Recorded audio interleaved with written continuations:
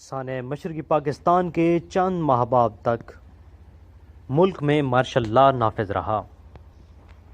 Bhutto chief martial law administrator اور دستور ساز اسمبلی کے سربراہ تھے۔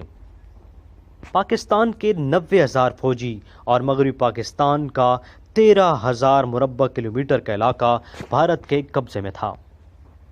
انہی معاملات کے حل کے لیے 1972 میں بھٹو نے بھارت سے شملہ معاہدہ کیا۔ انہوں نے مذاکرات کے ذریعے بھارت سے 13,000 مربع کلومیٹر کا علاقہ واپس لے لیا۔ اب مسئلہ تھا 90,000 جنگی قیدیوں کی واپسی کا۔ بھٹو نے چین کے ذریعے اقوام متحدہ میں بنگلہ دیش کا راستہ روکا۔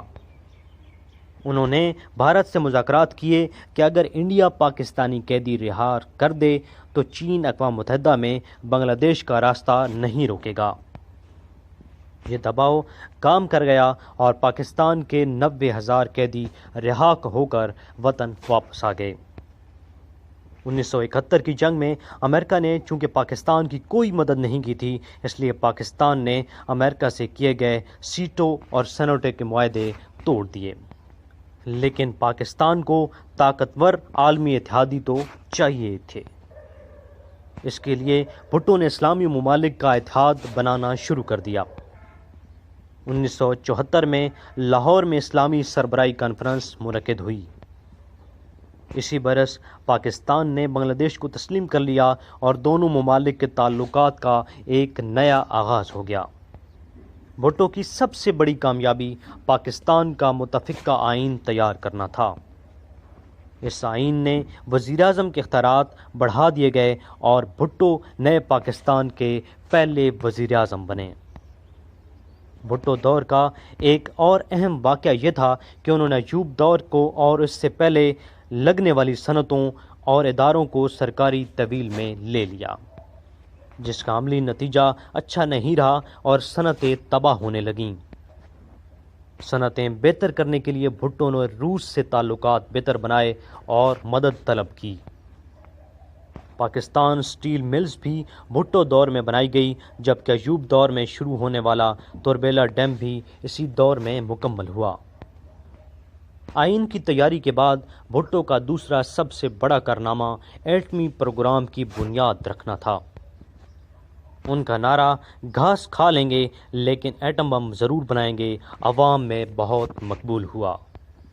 تاہم اسلامی ممالک کا بلاک بنانے کی کوششوں اور ایٹمی پروگرام کی وجہ سے امریکہ بھٹو کے خلاف سرگرم ہو گیا۔ امریکی وزیر خارجہ ہنری کسنجر نے بھٹو کو نشان عبرت بنانے کی دھمکی دی۔ اپنے دور اقتدار کے آخری سال بھٹو سے ایک تاریخی غلطی ہوئی۔ عام انتخابات 1978 میں ہونا تھے، لیکن بھٹو کو اس کے مشیروں نے بتایا کہ اگر وہ 1 سال پہلے انتخابات کروا دیں تو ان کی جیت یقینی ہے۔ اس طرح وہ مزید 5 سال حکومت کر سکیں گے۔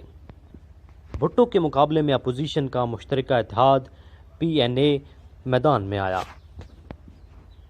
بھٹو نے واضح طور پر میدان مار لیا اور 155 نشستیں جیت لیں۔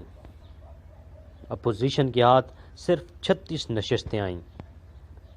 پیپلز پارٹی جیت تو گئی لیکن انتخابات پر دھاندلی کا الزام لگ گیا۔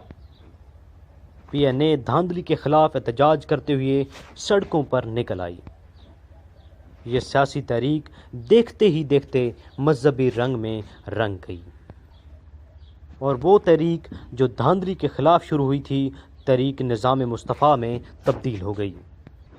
اس تحریک کے نتیجے میں نظام مصطفیٰ تو نہ آیا لیکن ضیاء الحق ضرور آ گیا۔ خطاب میں کہا کہ مسٹر بھٹو کی حکومت ختم ہو چکی ہے، سارے ملک میں مارشل لا نافذ کر دیا گیا، قومی اور صوبائی اسمبلیاں توڑ دی گئی ہیں، صوبائی گورنر اور وزیر ہٹا دیے گئے ہیں۔ بھٹو کی حکومت ختم ہو چکی ہے، سارے ملک میں مارشل لا نافذ کر دیا گیا ہے، قومی اور صوبائی اسمبلیاں توڑ دی گئی ہیں اور وزیر ہٹا دیے گئے ہیں۔ یہ آواز تھی ضیاء الحق کی۔ بھٹو ضیاء الحق پر بہت اعتبار کرتے تھے۔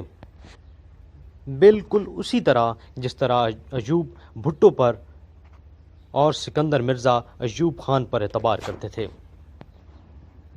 تاریخ کا ستم تو دیکھیے کہ ضیاء نے بھٹو کو، بھٹو نے ایوب کو اور ایوب نے سکندر مرزا کو دھوکہ دیا۔ سچ ہے کہ طاقت کے کھیل میں اخلاقیات نام کی کوئی ہتھیار نہیں ہوتا۔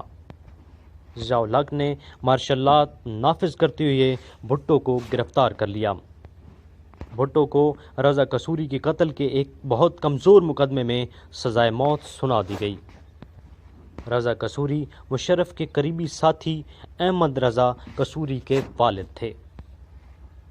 4 اپریل 1979 کو بھٹو کو راولپنڈی ڈسٹرکٹ جیل میں پھانسی پر لٹکا دیا گیا۔ ظلم کی انتہا یہ تھی کہ پھانسی سے قبل آخری ملاقات میں بیٹی کو باپ کے گلے بھی نہیں لگنے دیا گیا، اور پھانسی کے بعد کسی رشتہ دار کو آخری دیدار تک نہیں کرنے دیا گیا۔ لیکن آج حال یہ ہے کہ بھٹو کی عدالتی موت کو عدالتی قتل سمجھا جاتا ہے۔ وہ روس جو بھٹو کے دور میں پاکستان کا دوست بننے جا رہا تھا، اچانک دشمن کیسے بن گیا؟ پاکستان میں منشیات اور دہشت گردی کا ناسور کیسے پیدا ہوا؟ نواز شریف اور بے نظیر بھٹو پاکستانی سیاست میں کس طرح انٹر ہوئے؟ یہ سب کچھ جاننے کے لیے دیکھتے رہیے قیام پاکستان سے لے کر اب تک سیریز۔ انشاءاللہ نیکسٹ ویڈیو میں آپ کو بتایا جائے گا۔ تب تک کے لیے اجازت، اللہ حافظ۔